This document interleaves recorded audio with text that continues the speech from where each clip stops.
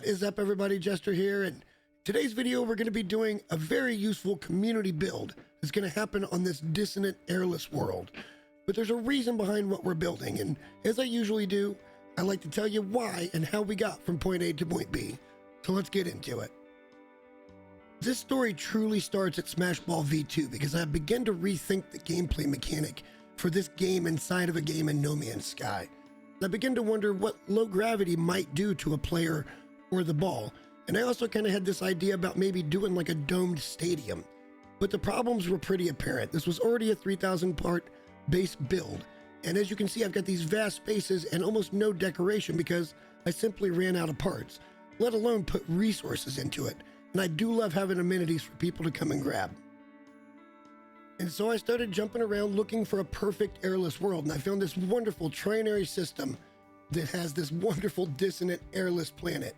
And in this location, there is copper that's within reach, there's oxygen, there's rusted metal, and it has power. And I thought to myself, there's no chance I can get all of this in and keep the integrity of the infrastructure of Smash Ball. There's just too much going on here. But I didn't want to waste the location because it's a gorgeous planet. So I had to start thinking, what else can I do? And that's when it hit me. The name for the base that kept popping in my head was Moon Base Alpha. And it didn't take me long to realize that it came from this show. Somehow I remembered this. This is Space 1999 that originally aired between 1975 and 1977. Don't worry, I caught replays like in the 80s. But I had the Eagle toy, which was the transport ship. So as you can see, space and space travel and flight, it's been in my blood since I was a kid. So now that I had my direction for this build, it was kind of time to start figuring out what we wanted to do and how we wanted to lay it out. And for me, I just kind of found a little high spot here. It's kind of in the middle of all my resources, and I didn't want to do much terrain manipulation because we're going to do a lot of that here in a little bit. But the idea is that I don't want to mess with the terrain here too much. I want everything on the surface to pretty much be above the surface. So I found this nice spot in the middle where I can reach everything. And why is there shadows? This is an airless planet. Why is there shadows? There's no clouds. Why? Thank you, No Man's Sky. With that aside, the last thing we really needed to do was put down a base computer and figure out what color palette we wanted to work with. And when I say color palettes, guys, these suck. There's really none that are very good. I usually use black and gray, but on an airless planet, especially at night, that's gonna be super dark. I toyed with the idea of blue and white, but the problem with doing anything that's not just your basic white and orange is that you have to go in and make sure that each color, every time you come out of the build menu, you have to reselect this. I really hope this is something they look at, as well as expanding on the color palettes we can choose. But for the pure spacey and retro look, white and orange should be fine for this build. Let's make sure that's selected, base computer down. The last little hurdle to overcome is how do we want this overall vibe to look? And obviously we're gonna want it to kind of have that spacey pod, Moon Base Alpha vibe. So we're gonna probably be using the deep water chamber.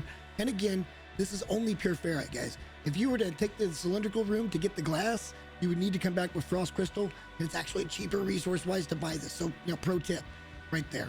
And I know we're gonna be putting biomes in as well, because that's gonna look super Moon Base Alpha-ish. So we're gonna be putting some plants in this as well. But I kind of wanted a little variety in size because these things are all basically the same size. So what can I do that still fits this overall vibe that works? And the first thing that hit me was this part of the animal farm build. Now, I think this type of style is going to be great because we'll be able to put a corridor off any of these panels, which means we can go in all kinds of different directions at different lengths to get ourselves that pod kind of look. I think if we put 2 or 3 of these into the base, that'll give us some contrast size-wise. It'll also give us a little variety when it comes to the build, but options. It's going to give us tons of options. If we do this in metal, it should keep the vibe and look really, really spacey. So with that decided, I went ahead and put down my first tile. And I want to kind of go out in this type of direction because we got a mile we can go here. We can also come out and go a little bit to the left to get those shards. We got a ton of room over on this side, and it still leaves us room pretty much all the way around to build little smaller pod areas. I think this is the best orientation we can hope for, and it should look great.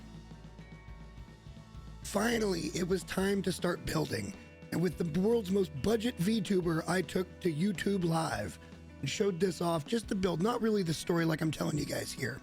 If you want to see a more detailed version of this style of build, let me know. I'll be happy to make a video. They're not really that difficult to put together, but you do have to be careful and kind of meticulous when you do these.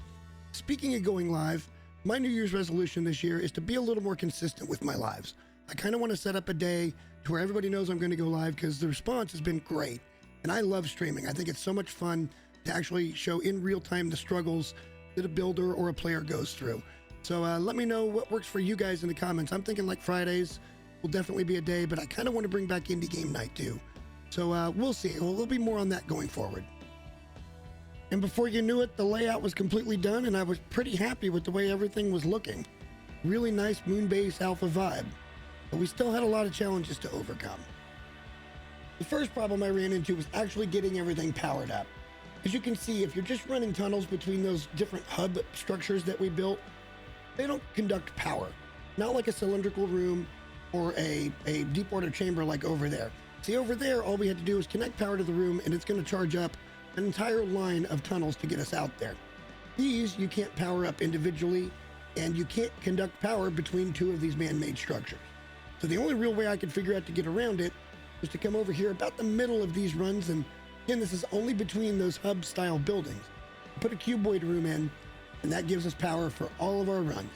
Luckily, this one didn't take too long to get figured out. The next issue that I had to resolve was, how are we going to get enough refiners in this place? And I think the answer to that is the sheer size at this point. Things are so spread out that we shouldn't have any problem putting in 2 large refiners in each of our little resource collection areas. So to get this done, and I'm actually going to show you guys a method I've been using for a while that I've been kind of tinkering with, and it's a great way to hide your resource collection. Just go to your room that you want to put it in, put in a hollow door. From there, I like to use the metal stuff because that's what this base has been. We're going to go into build cam, and we're going to put down a platform. The idea here is that you don't want it clipping into your room, but you want it pretty centered up, just about like so. So now you've got a way you can kind of get in and out of this room for the time being. With that in place, the next thing you really want to be able to do is put down your supply depot right in the doorway. But again, you don't want it clipped too much because you don't want it to look too bad. The idea here is that so you can't get out the door. So we're going to set this one right about here because that's centered up and it looks pretty nice. From there, we're going to get into the method that I've been hinting at. And that's going to be, you're going to go to your terrain manipulator and you're going to go to mine. From here, we're going to go right to the middle underneath our platform, and we're going to go as straight down as we possibly can. Now, believe me when I tell you, you're going to want to circle a little bit because this doesn't go dead straight. But what we're looking to do is get all the way down to the bottom.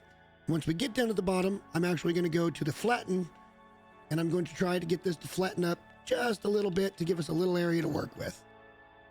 Now that we've got that and our holes back up here, we're going to put down another supply depot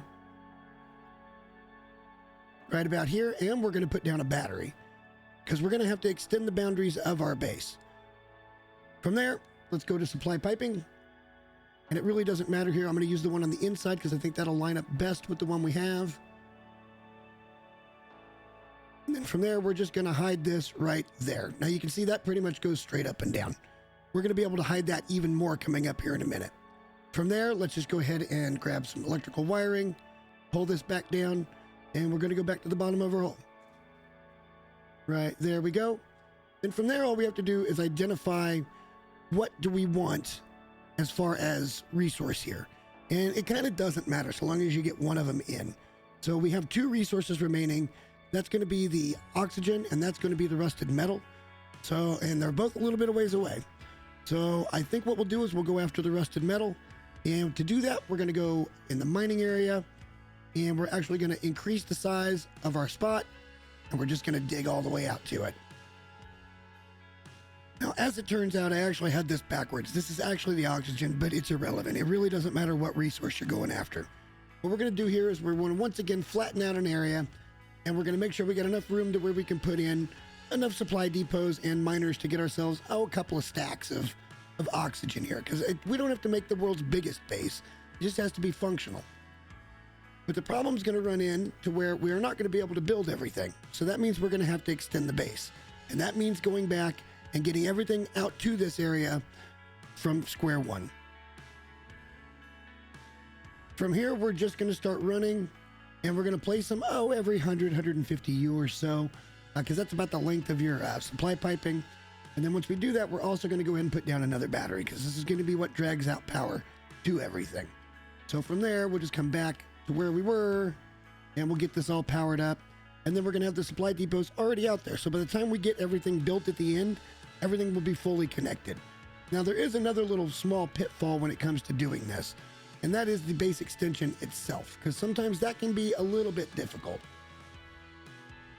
Anytime you're trying to expand your base, you're going to run into this situation. And remember, you can go up to 1,000U either side of your base computer, making a 2,000U diameter base area. But it does take a little bit of work. So to do this, you have to go back to where you last built, or at least where it would last let you build. And from there, we're going to go back in and we're going to select the supply depot again. And then we're going to go to build camera, and we're just going to put it down this way. This should let you build no problem. We're going to do the same thing with the battery. Now that we got that first extension in place, this is where the problem usually comes in, because even though we've got things in front of us, as you can see here, these are the ones we just built in, we cannot build at all. What I found was, by traveling back to my ship, hopping in, hopping out, and creating a restore point, all I really need to do at this point is go and reload that restore point. For some reason, this actually lets you go ahead and keep extending your build. I usually have to go through this once. It's a pretty common thing, so don't get too discouraged. Just know this is the way to get around it. And now, as you can see, we're standing at that last point and we're able to build. This is just some type of small build glitch, but just continue this process. I usually only have to restart once for this to actually take effect all the way out. So if it doesn't, just do the same thing, back and forth, and reload your restore point. It will work and you'll get done what you need getting done. From there, just find the best concentration you can. It's usually 1% lower than whatever the max concentration is going to be. There's been just a couple of times I found a full max number, but from there it's time to go ahead and put in your extractors. And there's really no reason to do more than, say, 6 of these. The reason being is I'm not too concerned about time at this point, refill time, so much as I am about overall storage. So that's just how I go about it. If it takes 18 hours to fill up for 2 stacks, then so be it. Also, make sure while you're building these that you're doing all the things to make sure they work, like getting them connected. And then back over to your supply depots. We don't want to power them up just yet because we don't want to make the noise. Then we're going to come around and put in our 6, and then we'll add depots until we hit just under 2 stacks. The last little part of this is once you get everything all finished up, you come back with the restore tool off your multi-tool. Make sure that you restore this, and you don't really want that kind of hanging out because that looks a little weird. So what I like to do is go back in and just take a metal wall and put the metal wall around all of it. That's going to hide everything, and you just want to make sure you bring that all the way back to the ground.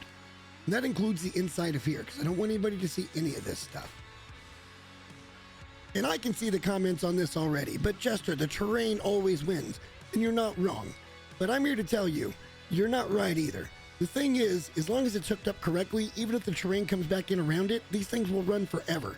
It's going to take a massive update from Hello Games to actually fix this, and they have not done it thus far, so I'm not too worried about them doing it now.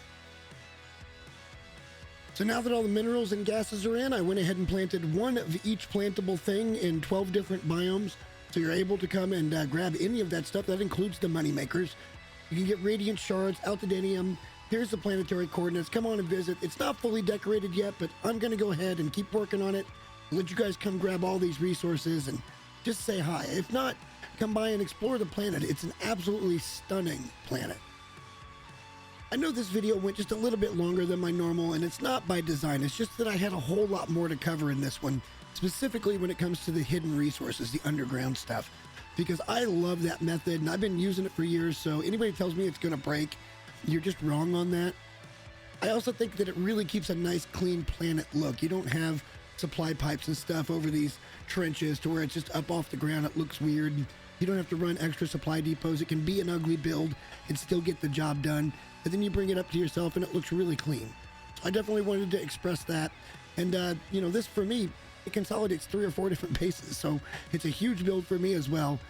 I know there's not a lot going on in No Man's Sky right now. We've got several weeks still until the space station update is supposed to hit. And, we got to kind of keep ourselves occupied a little bit. And I got another build video coming up pretty soon, and I think we're going to get back into some of the statistic stuff that I like to do. But we got more coming. So if you like it, like the video, subscribe to the channel, and find somebody else to subscribe. We're trying to hit 1,000 here, people. I'd love to hit 1,000 here pretty early in the year. So that'd be awesome, and I'd be super thankful if you did. And until next time, folks, thank you for watching, and we'll see you real soon. Bye.